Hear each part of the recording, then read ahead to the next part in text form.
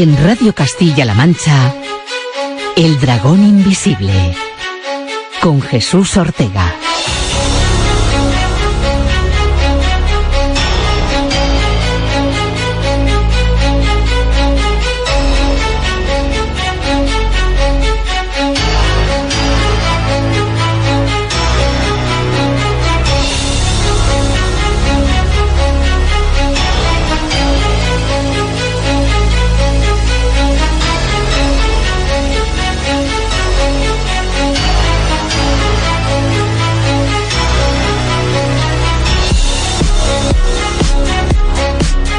¿Qué tal? Bienvenidos una semana más a El Dragón Invisible en Radio Castilla-La Mancha.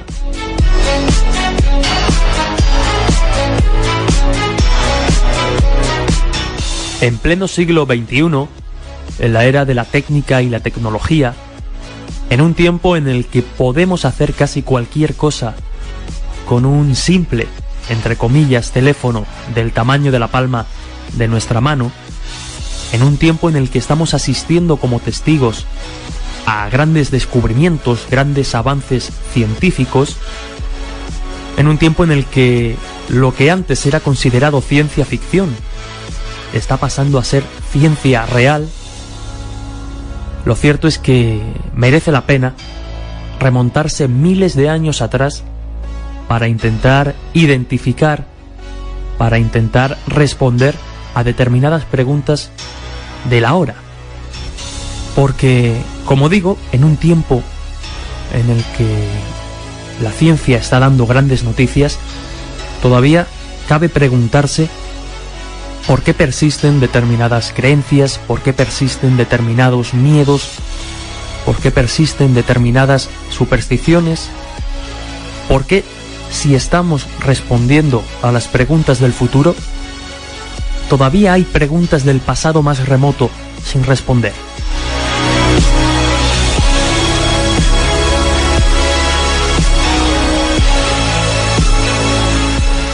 Esta semana queremos viajar a un tiempo en el que aún no existía la historia, por decirlo de algún modo.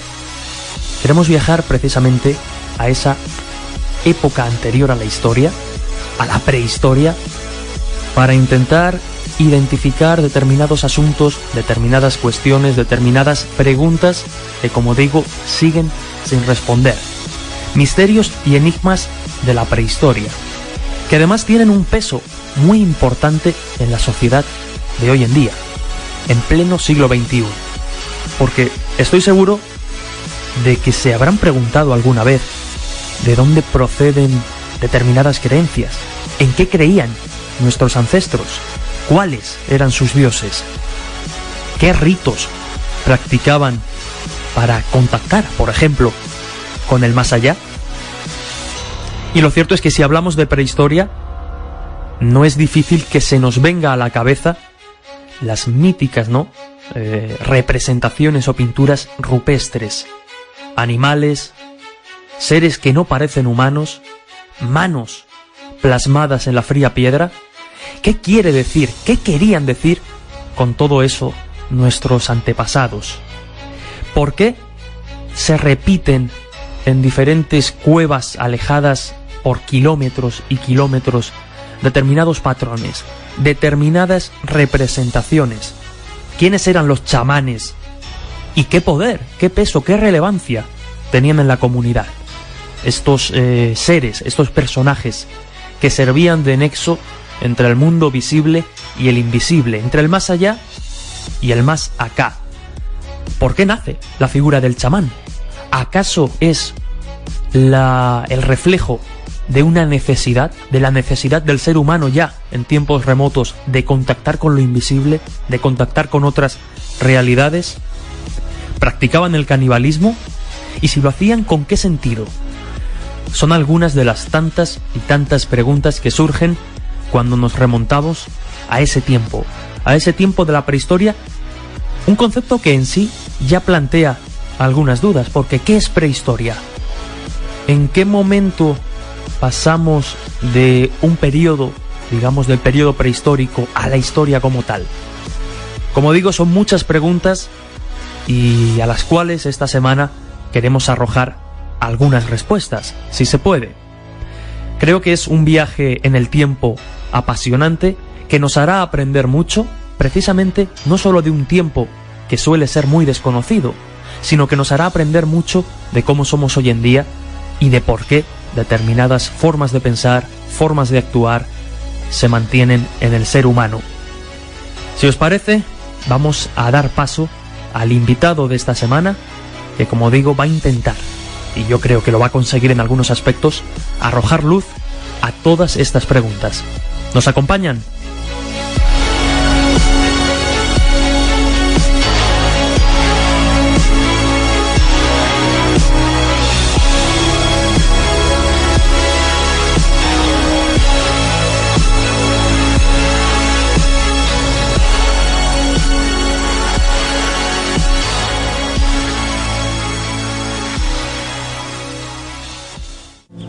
A ver, ¿me vas a enseñar los bueyes peludos, jovencita?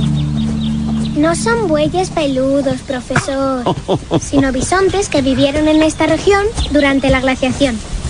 Vaya, una joven arqueóloga.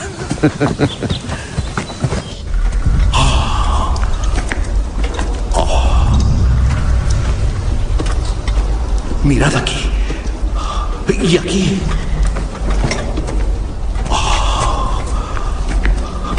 Pero mirad esto. Fijaos en su cabeza. Es como si lo hubieran pintado ayer. Me pregunto si la oscuridad de la cueva los ha preservado durante siglos. Es difícil ponerles fechas sin estratos geológicos. La cueva estaba sellada. Y lo más reciente que hemos encontrado es del Paleolítico Superior. 10.000 años, según sus cálculos. Hay tallas y grabados de ese periodo, pero son pequeños, manejables, trabajo de primitivos. No hay nada parecido a esto. Vaya. Entonces, ¿qué opina? No había visto nada igual. No creo que nadie lo haya visto. No encaja en absoluto con nuestra idea del hombre prehistórico. Tal vez nuestras ideas estaban equivocadas.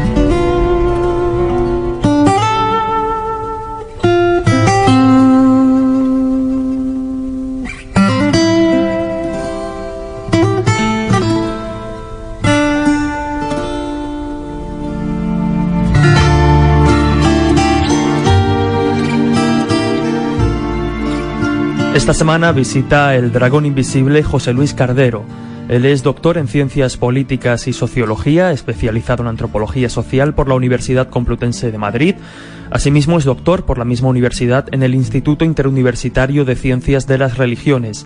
Como antropólogo cultural, sus campos de trabajo son, entre otros, la mitología y la simbología.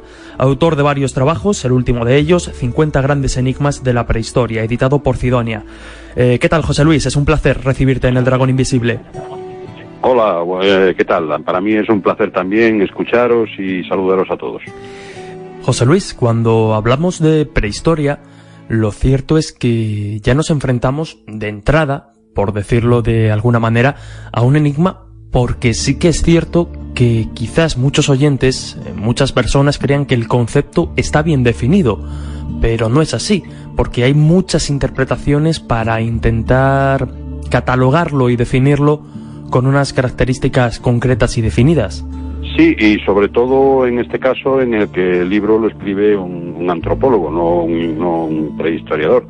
Entonces, una de las ideas que yo tenía al afrontar este esfuerzo de los enigmas de la prehistoria era precisamente esto. Es decir, en primer lugar, normalmente, no solamente sucede en la prehistoria, sino en la mayoría de las ciencias, los campos científicos están definidos de un modo interesado, sobre todo de un modo interesado para un grupo o grupos de investigadores que les interesa pues tener un campo muy acotado en el que puedan expresar sus opiniones y sus teorías, ¿no? En el campo de la prehistoria es mucho más fácil observar este tipo de problemas, porque la prehistoria normalmente se toma como un periodo, un intervalo de tiempo, de espacio-tiempo, mejor dicho, en el que aparecen los testimonios escritos y han dejado ya de existir otro tipo de testimonios. Es decir, en el momento que aparece la escritura, se pasaría de la prehistoria a la historia.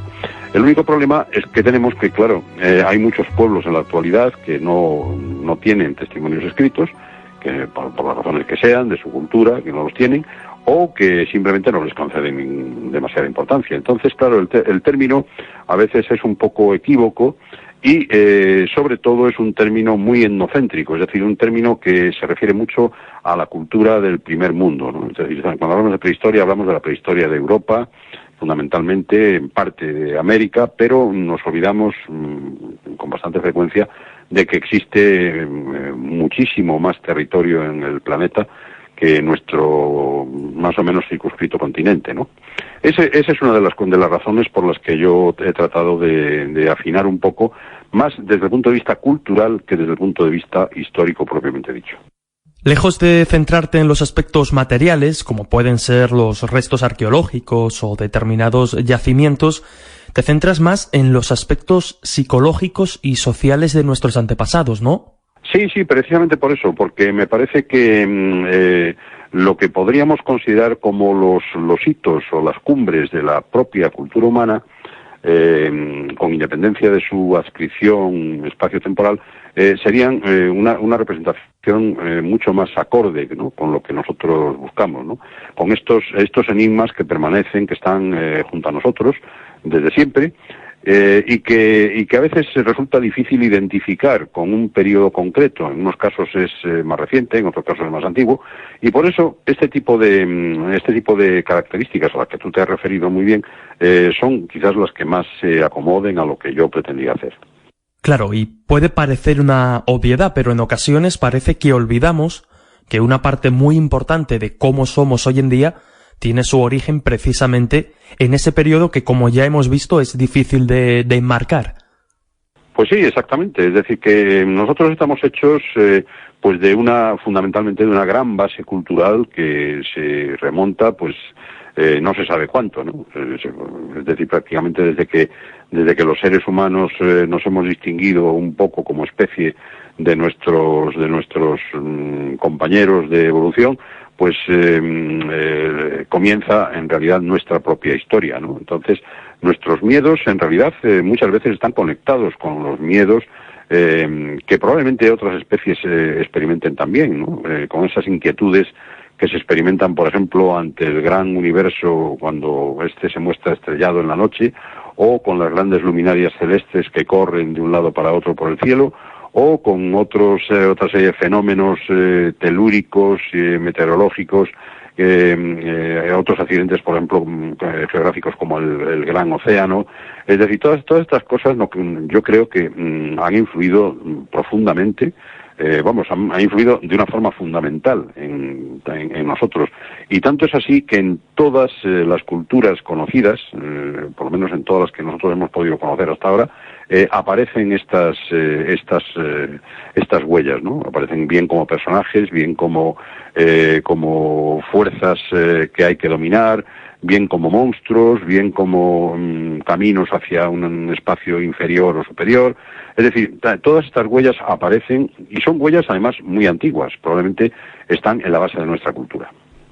Y hablando precisamente de huellas, lo cierto es que cuando se hace referencia al concepto de prehistoria, muchas personas, entre las que me incluyo en cierto modo, se nos viene a la mente las pinturas rupestres, los animales, los bisontes, las figuras antropomorfas, extrañas, las manos plasmadas en la piedra. La pregunta sería si este tipo de pinturas tenían como objetivo representar fielmente una realidad objetiva, o por el contrario la finalidad era más bien simbólica y ritual.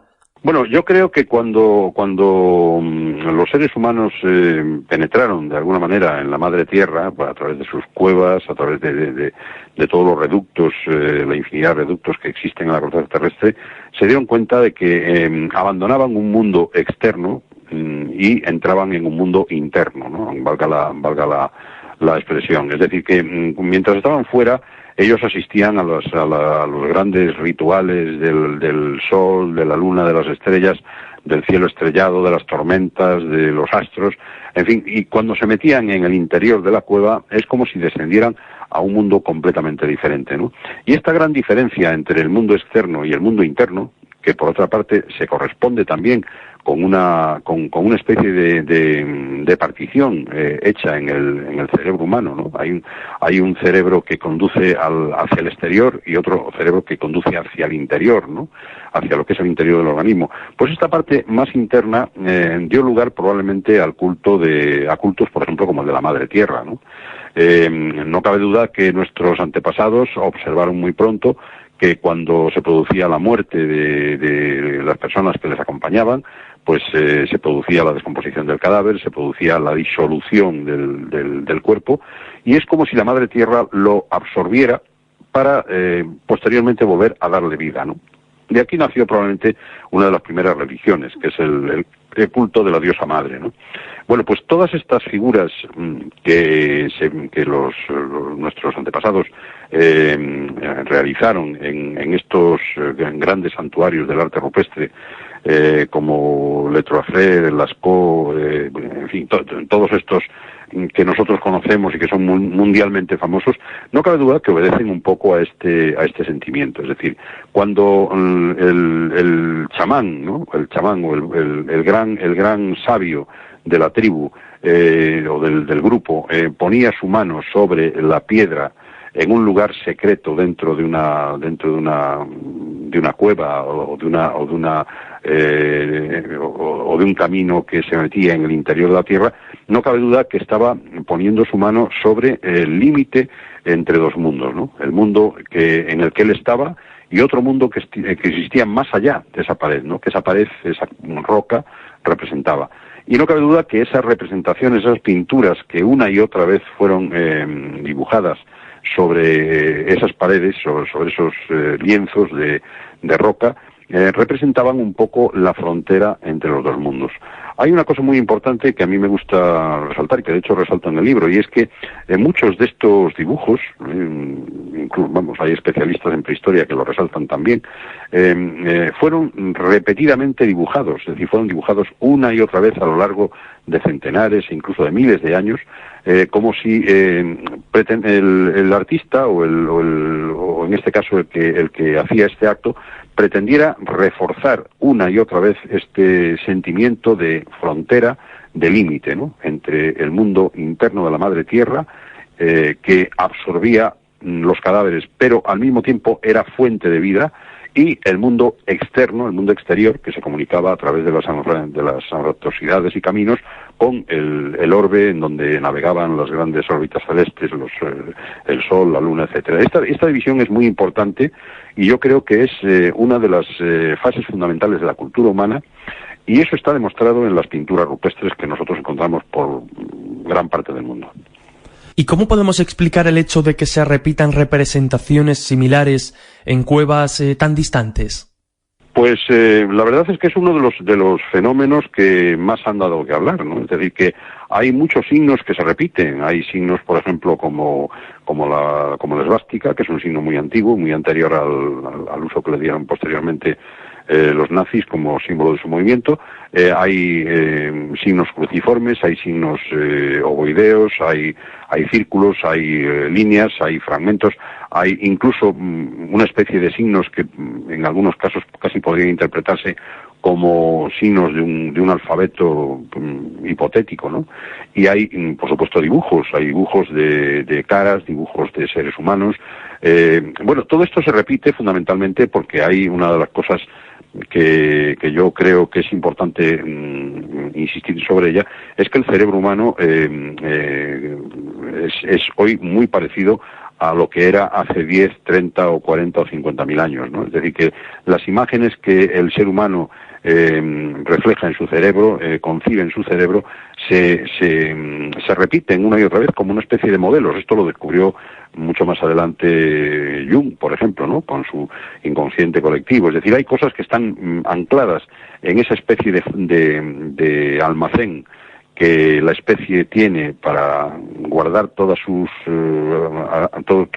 argumentos culturales, y que esos argumentos culturales se van repitiendo una y otra vez, a pesar de que estén separados por centenares de kilómetros y incluso por océanos, ¿no? Hay una pregunta que quizás muchos oyentes se estén haciendo, y es si las representaciones o las pinturas rupestres, como por ejemplo las de Tassili en Argelia, representan seres venidos de las estrellas, a extraterrestres o a dioses, digamos, reales. ¿Qué opinas de esto? Bueno, yo soy un firme partidario de que efectivamente los seres de otro mundo nos visitaron en diversas oportunidades a lo largo de nuestra historia, ¿no? Y que incluso en nuestro mundo, en nuestro propio mundo, pues existieron civilizaciones completamente distintas a la nuestra, que fueron aniquiladas por catástrofes naturales, quizás por guerras o por otros movimientos. No hay más que ver nuestro mundo de hoy, que todo el día estemos con luchas y con batallas, para que esto no sea una cosa extraña, ¿no? Entonces, es muy posible que estos dibujos de Tassili y algunos otros más que existen por otros lugares del mundo, en Australia o en Nueva Zelanda o incluso en la propia China, cerca del Río Amarillo, pues representen a estos seres, ¿no? Evidentemente pueden representar seres de otro mundo, de hecho representan seres de otro mundo, son seres de otro mundo, pero esos seres de otro mundo pueden ser seres, por ejemplo, como los chamanes. Los chamanes tenían la capacidad, con sus estudios, con su trabajo y sobre todo con el conocimiento que detectaban desde miles de años, de poder pasar, transformarse para pasar de un estado de conciencia a otro, o de un estado de vida a otro estado de muerte, ¿no? Es decir, pasar esa gran frontera que todos tenemos que pasar en algún momento y de la cual casi nunca volvemos, pues ellos tenían esa propiedad, en base a su conocimiento, de poder pasarla en un sentido y en otro, ¿no? Quizás sea eso lo que representen los dibujos de Tassili, o quizás sean esos otros seres provenientes de espacios o de dimensiones absolutamente distintas a la nuestra, que fueron reflejados allí. Yo me acuerdo que en Arizona existen grandes petroglifos, grandes pinturas, unas pinturas impresionantes de seres un tanto parecidos, ¿no?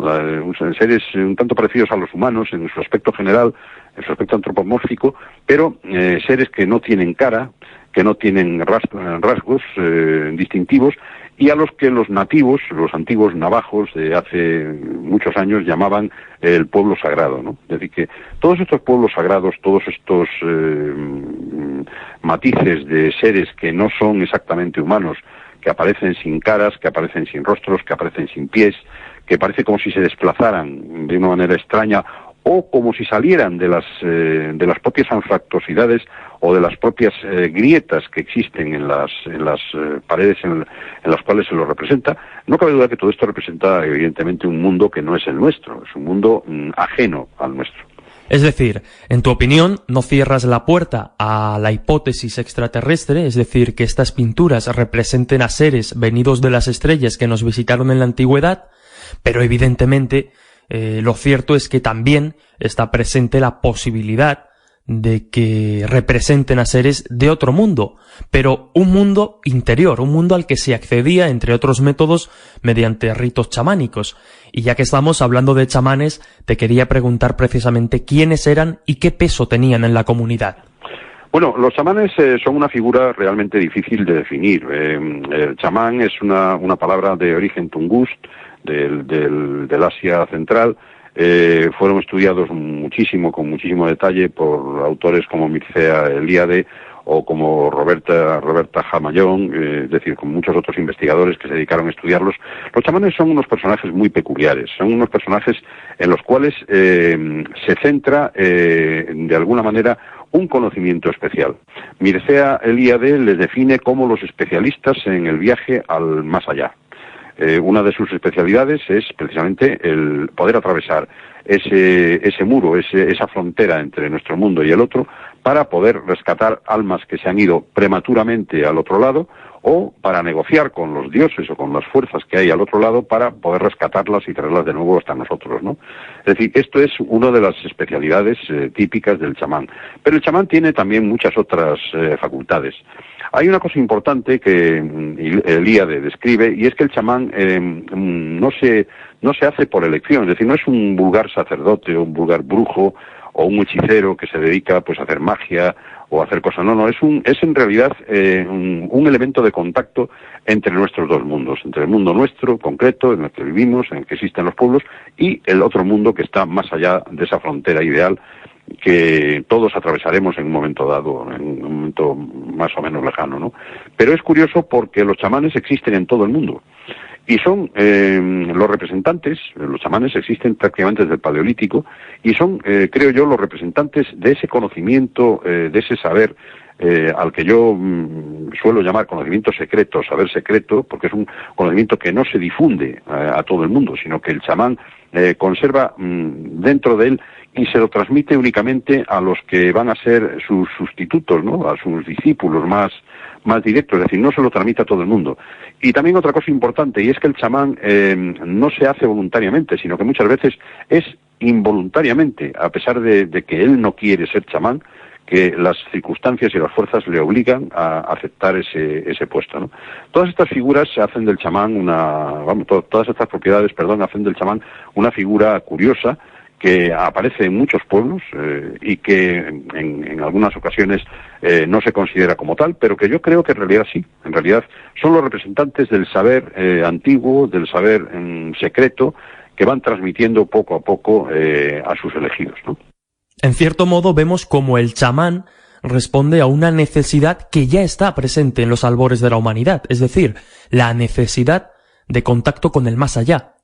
Pues sí, es muy posible, porque en realidad el chamán, según me dice el IED, es un especialista en el viaje al más allá, ¿no? Una de las cosas en las que él se especializa, precisamente, sobre todo los chamanes del Asia Central, que es de donde viene el propio término chamán, se especializan en esto, es decir, en poder pasar, en poder atravesar esa frontera con el más allá. Es decir, el contacto con el más allá es uno de las principales propiedades que el chamán muestra y que el chamán debe dominar en su aprendizaje, que es un aprendizaje siempre muy largo, siempre muy costoso, siempre muy doloroso y no siempre feliz para el propio practicante, ¿no? Es decir, que es una cosa verdaderamente curiosa. Hay muchísimos autores que se han dedicado a estudiar a los chamanes, en algunos casos les han considerado como enfermos mentales, les han considerado como gente que no estaba bien de la cabeza, como enfermos de diverso tipo, pero en realidad la figura del chamán es una figura importantísima en la cultura humana y probablemente una de las transmisoras de ese saber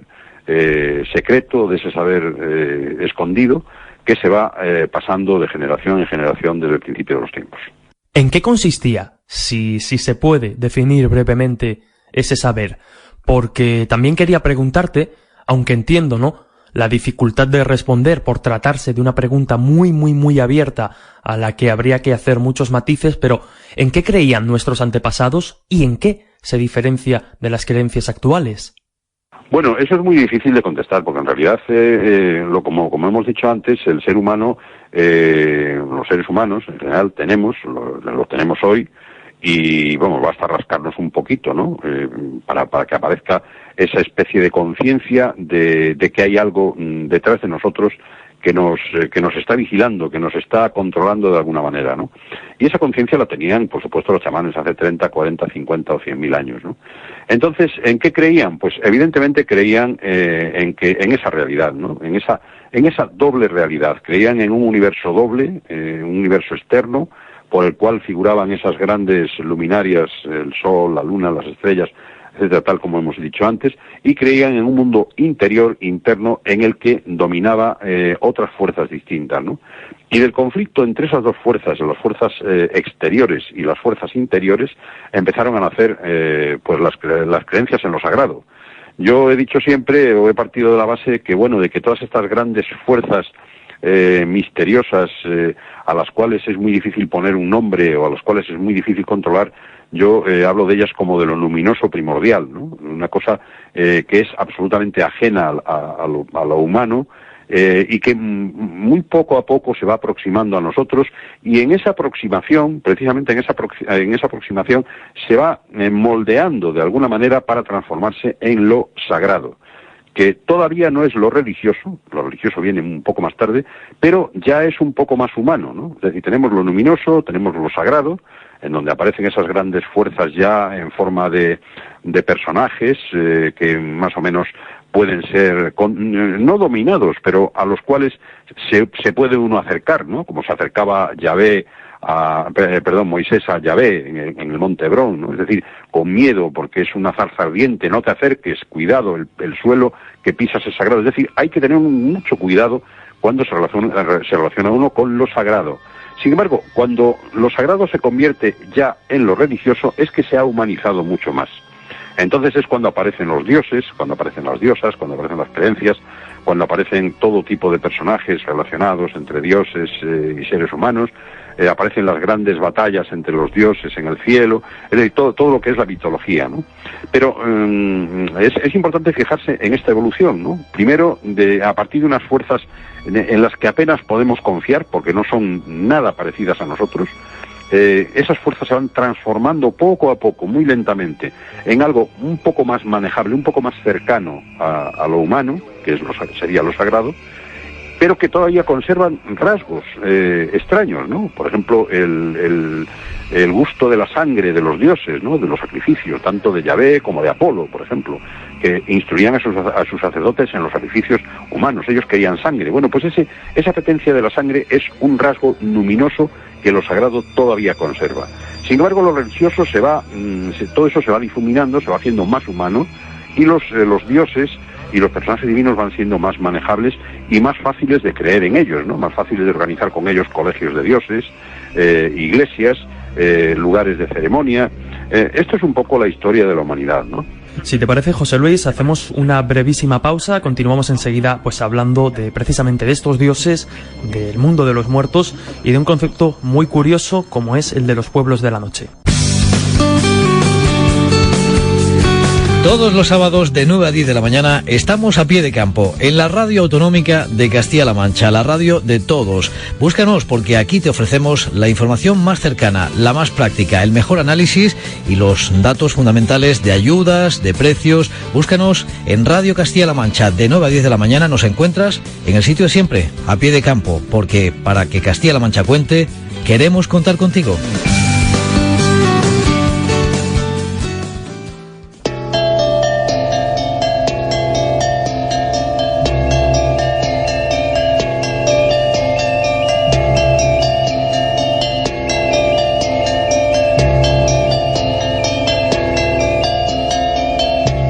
Seguimos en El Dragón Invisible, esta semana con José Luis Cardero, antropólogo, que nos está hablando pues de algunos de los grandes enigmas de la prehistoria. Antes de esta pausa nos quedábamos hablando pues del origen de lo luminoso, digamos, previo a la religión, al pensamiento religioso, y ya hablábamos de dioses, del mundo de los muertos. Vamos a desarrollar un poco esos asuntos y, José Luis, me gustaría preguntarte, por ejemplo, sobre las leyendas que se manejaban en aquella época o en aquel periodo que denominamos prehistoria, sobre la creación y el mal. Bueno, no cabe duda que el mal es algo que está metido en nosotros, ¿no? Es decir, que eso está en todas las teologías, en todas las cosmologías, en todas las narraciones de la creación del ser humano por los dioses. Está incluso muy acertadamente descrito en la película Prometheus, que ha salido recientemente. Es decir, que cuando los dioses crean al ser humano, no pueden evitar poner en marcha algo muy importante y terrible, que es el propio mal, ¿no? El mal nos acompaña a nosotros, ¿no? Nos acompaña como seres creados. Pero es más, si nosotros en algún momento, siguiendo la línea evolutiva que, por ejemplo, muchos investigadores estudian y describen en nosotros, algún día pudiésemos llegar a ser dioses, seguiríamos conservando ese mal y seguiríamos reproduciendo esa entidad que no sabemos muy bien a qué se debe, ¿no? En los seres a los que daríamos vida. Es muy importante, yo creo que el tema de del bien y del mal, que para mí es una misma entidad, ¿no? Es una entidad que se confunde según se mire. De un lado se llama bien, por el otro lado se llama mal. No estoy hablando de las acciones buenas y las acciones malas de las que habla la moral que más tarde Kant, por ejemplo, puso en marcha, ¿no? No me estoy refiriendo a eso porque eso es muy posterior. Me estoy refiriendo a las grandes líneas primitivas del mal y del bien. Esto es importante porque la lucha entre el mal y el bien es uno de los motores de la cultura. La cultura humana siempre se ha movido, precisamente, además se pueden ver centenares, miles de ejemplos en todas las culturas, yo creo que en casi todos los pueblos, de algo que representa el mal y algo que representa el bien.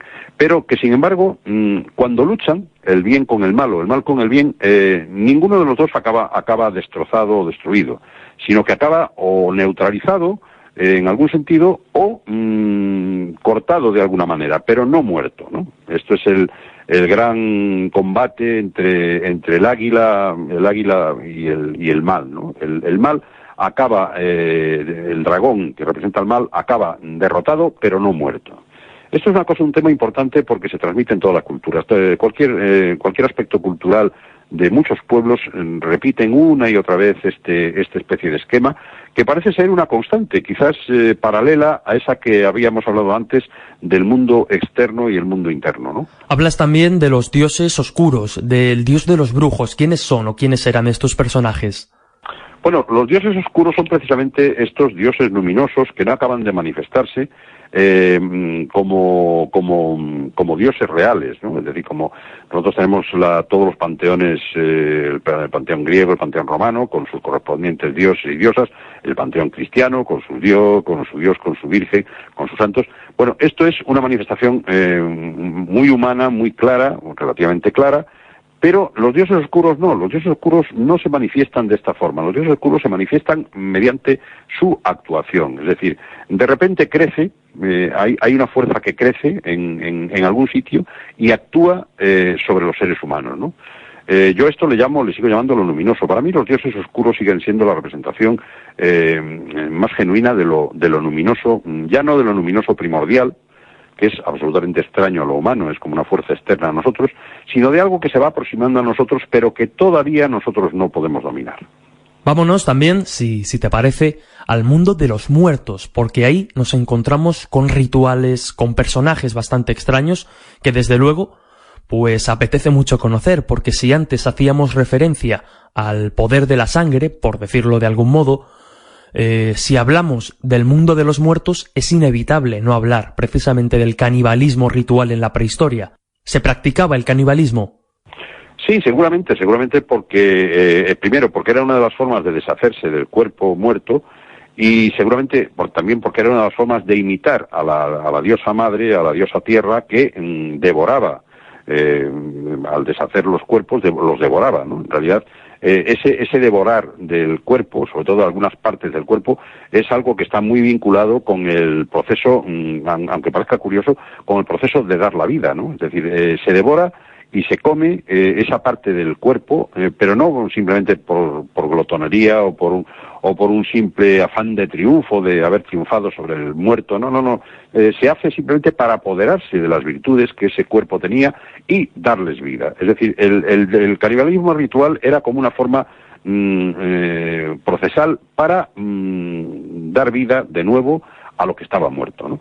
Imitando un poco a lo que la madre tierra hacía con los cadáveres. Y lo cierto es que ya nos encontramos también pues a esos primeros fantasmas, y es que hablábamos al principio de las creencias, de los miedos actuales, cómo tienen su origen precisamente en aquel periodo, en la prehistoria. Y como digo, tú hablas de muertos que vuelven y rondan, espíritus vagabundos. ¿Quiénes eran o cómo eran estos espectros? Bueno, la gran división que existe entre nuestro mundo y el mundo del más allá, o el mundo de los muertos, impone precisamente la existencia de estos personajes, ¿no? Son personajes que por alguna razón cultural, siempre es una razón cultural, es decir, que la cultura explica, no son capaces de atravesar esa línea definitivamente y vuelven hacia nosotros. Entonces, el problema es que, por ejemplo, cuando se hacían las primitivas poblaciones dentro de los bosques antiguos, se rodeaban de murallas, en las murallas se colocaban las cabezas de los muertos, ¿no? Precisamente para evitar que los muertos pudiesen atravesar las murallas. Es decir, las murallas fueron las primeras líneas defensivas, pero no contra los enemigos que pudieran asaltar esa población, sino contra los enemigos sobrenaturales que pudieran regresar hacia nosotros. Es decir, desde siempre el ser humano ha tratado de establecer una división muy clara entre la vida y la muerte. Es decir, lo que se producía, una vez que se producía la muerte, el muerto pasaba ya a otro mundo, podía llegar a transformarse en un ancestro, es decir, en una fuerza que era hasta cierto punto protectora del pueblo, ¿no? de sus descendientes, pero también podía transformarse en algo nefasto, en algo que volvía sin tener que volver, ¿no? Ahí se cifran todas las leyendas de los vampiros, se cifran todas las leyendas de los muertos que vuelven, muy populares, por ejemplo, en la Edad Media en Europa. Hay miles de narraciones sobre estos temas, de que hay que tener cuidado en ciertos puntos, en las encrucijadas, en los cementerios, en determinados lugares, para que no ser asaltados por estos muertos que vuelven del otro mundo, ¿no? Entonces, esto es importante porque no cabe duda que vuelve a reproducir una vez más esa necesidad de división que el ser humano tiene, de establecimiento del mundo, de decir, vamos a ver, nuestro mundo tiene unas fronteras. Nuestro mundo de los vivos tiene la frontera A, la frontera B, la frontera C, que son fronteras que no se pueden pasar. Porque si se pasan, se cae en el otro lado, se cae en un mundo desconocido en el cual pueden estar estas figuras extrañas y hasta cierto punto hostiles que nos pueden atacar, ¿no? Y creo que la siguiente pregunta va a sorprender mucho a los oyentes del Dragón, tanto como me ha sorprendido a mí, porque incluso nos encontramos sociedades secretas ya en la prehistoria.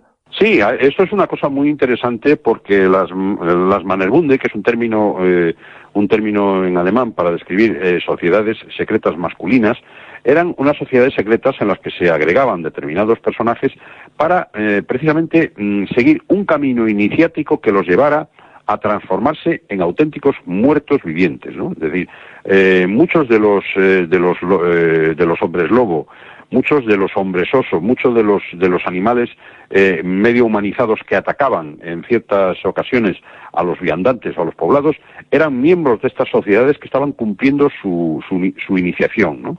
Es decir, que entonces es muy posible que muchas de las leyendas de los muertos que regresan del otro lado para atacar a los vivos, o de los lobisomes, de los hombres lobo, que regresan para atacar también, o de las manifestaciones de estas entidades extrañas que regresan para atacar a los vivos, tengan su origen en estas sociedades secretas que, como su propio nombre indica, estaban absolutamente al margen de la sociedad humana normal, ¿no?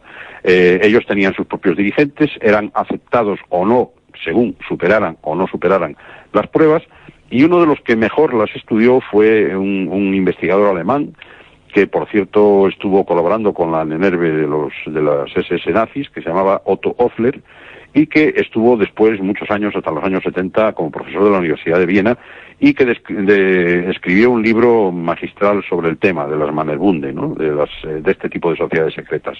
No cabe duda que esto es una cosa que hay que tener muy en cuenta, porque se produce, por ejemplo, en el caso de la Santa Compaña, se produce en el caso de todas estas procesiones de muertos que vuelven del más allá, que pueden tener su origen, porque además son todas ellas propias de las culturas europeas, son todas ellas basadas precisamente en este tipo de leyendas y de manifestaciones, ¿no?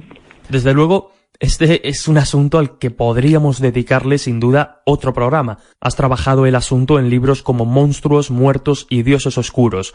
Pero si te parece, José Luis, para terminar, me gustaría que nos hablaras de un concepto bastante llamativo y muy curioso: los pueblos de la noche. Sí, efectivamente, los pueblos de la noche son algo que vuelve a repetir una vez más. Fíjate que volvemos una y otra vez a repetir la gran división que está instalada en nuestra mente, ¿no? En nuestro cerebro. El día, la noche, la muerte, la vida, el más allá, nuestro mundo, en fin, todo este tipo de divisiones se repiten una y otra vez. Bueno, los pueblos de la noche están fundamentalmente, fueron estudiados especialmente por una gran antropóloga que es Margaret Mead, del siglo pasado, principios del siglo XX. Ella los estudió en Inglaterra. Y en realidad son unos personajes muy curiosos porque son unos pueblos que habitualmente nosotros distinguimos como los elfos, las hadas, los duendes, según las distintas tradiciones, por ejemplo, ciñéndonos únicamente al ámbito europeo, porque esto evidentemente es internacional, es de todo el mundo, pero para abreviar, ciñéndonos un poco al ámbito europeo, pues las hadas y los duendes, que aparentemente son personajes benignos, personajes que nos pueden proteger, que nos pueden ayudar en ciertos momentos, pero que sin embargo Margaret Mead descubrió que en las tradiciones representaban los restos de una antiquísima religión que había sobrevivido en Europa y que se había superpuesto al propio cristianismo prácticamente hasta el siglo XVII-XVIII. Entonces, estos pueblos de la noche eran precisamente estos pueblos, unos pueblos con los cuales había que tener mucho cuidado, porque cuando los viajeros andaban por el medio de los bosques por la noche, si se encontraban con algunos de los representantes de estos pueblos, podían salir mal parados. Es decir, que no eran pueblos benignos, como habitualmente se habla cuando se habla de las hadas o de los duendes o de los elfos, sino seres de los que había que tener cuidado y a los que se llamaba, fíjate tú lo curioso de la expresión, la buena gente. Se le llamaba la buena gente porque se suponía que siempre estaban escuchando a los seres humanos y entonces se les trataba así para que no se enfadasen con nosotros, ¿no? Sí, la buena gente. La buena gente. Cuando se hablaba de la buena gente se refería uno a todos estos pueblos de la noche. Ajá. Y estos pueblos de la noche estaban, al parecer, gobernados de alguna manera por una figura muy extraña que es la del hombre negro. No es el hombre de negro, ni es que el hombre fuese negro.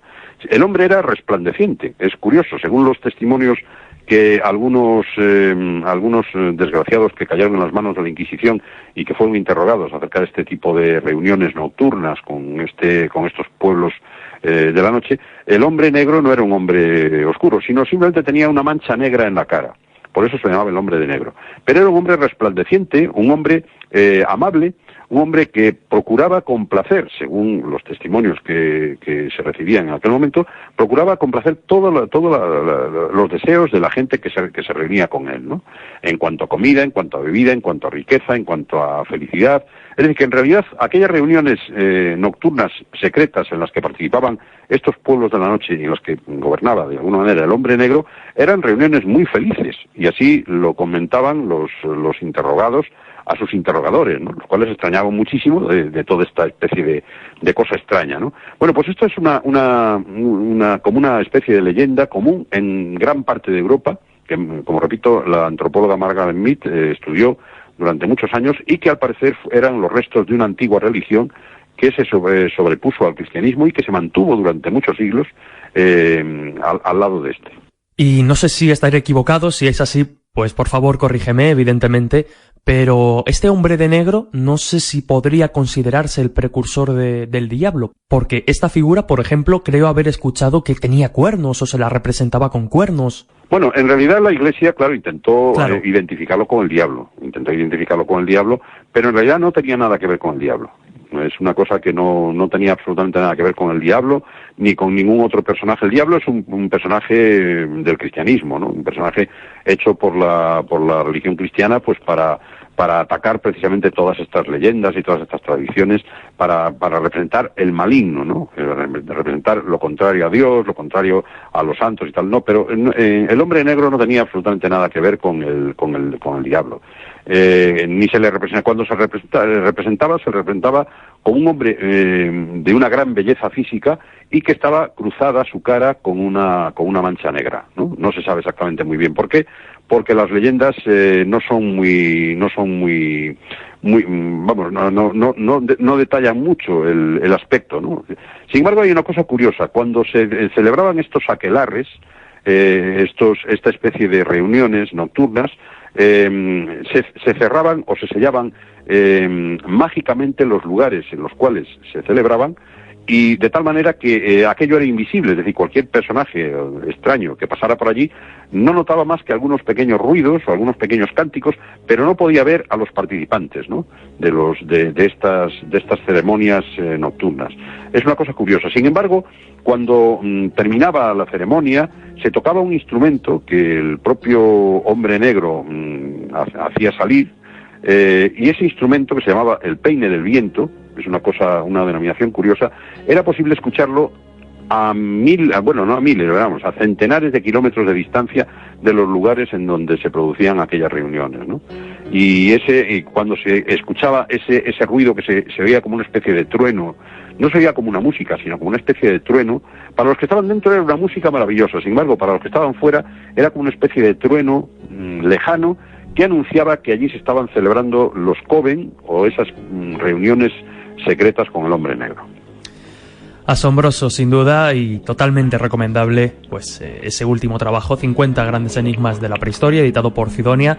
Sin más, el tiempo se agota y solo me queda pues agradecerte enormemente, José Luis, que hayas estado esta noche con nosotros, porque escucharte es sin duda sinónimo de aprender, y eso siempre es de agradecer. Así que muchísimas gracias, y espero que no sea la última vez que nos acompañes en El Dragón Invisible. Pues muchísimas gracias a vosotros, ha sido un auténtico placer, un saludo muy cordial para todos.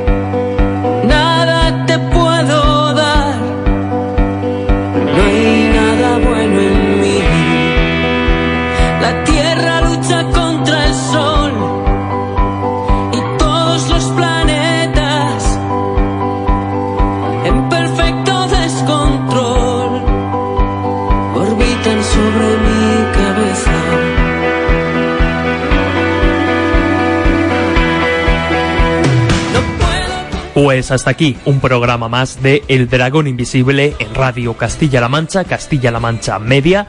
En esta ocasión charlando con el antropólogo José Luis Cardero sobre algunos de los grandes enigmas y misterios de la prehistoria.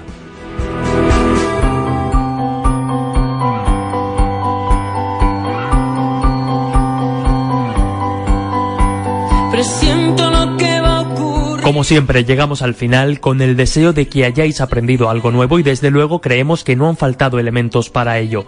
Sin más, solo nos queda, como siempre, agradecer a todos los que habéis estado al otro lado, apoyando y escuchando El Dragón Invisible, y como no también a los que descargáis el programa cada semana a través de las diferentes plataformas, como por ejemplo www.cmmedia.es o iVoox o iTunes. Estamos en todas las plataformas de descarga. Recordar las redes sociales: estamos en Facebook, nuestra página oficial El Dragón Invisible, también en Twitter @dragón_cmm, y como no, el mail dragoncmmedia@gmail.com, dragoncmmedia@gmail.com. Sabéis que a través de ellas podéis poneros en contacto con nosotros y mandarnos vuestras opiniones, vuestras críticas, hacernos sugerencias de temas que os interesen para tratar en el programa. Y sin más, os dejamos en la sintonía de Radio Castilla-La Mancha. Nosotros nos despedimos, nos escuchamos dentro de 7 días aquí, en El Dragón Invisible. Un abrazo. Soy racional de destruirlo todo, hundirte y descender como el octubre rojo.